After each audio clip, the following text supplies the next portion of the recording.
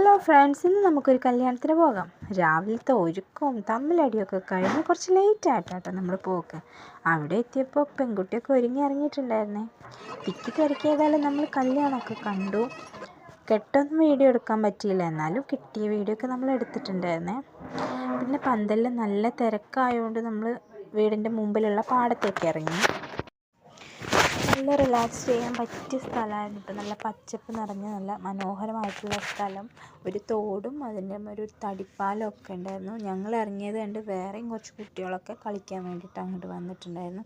എല്ലാവരും കൂടെ അവിടെ കളിച്ചാൽ ശരിയാവില്ല എന്ന് നമുക്ക് തോന്നിയതുകൊണ്ട് വേഗം കുട്ടികളുടെയും കൂട്ടിയിട്ട് അവിടെ നിന്ന് മാറി. ആരെങ്കിലും തോട്ടിൽ വീഴുമോ എന്നുള്ളൊരു പേടിയുണ്ടായിരുന്നു. പിന്നെ കുഞ്ഞുണ്ണിക്ക് ഇവിടെ വന്ന പ്രധാന പണി പശുക്കുട്ടിക്ക് എന്തെങ്കിലും തിന്നാൻ കൊടുക്കാനാണ്. ഇത്തവണയാകുമ്പോൾ വന്ന് കുറച്ച് പുല്ലൊക്കെ അതിൻ്റെ വായിൽ വെച്ച് കൊടുത്തു.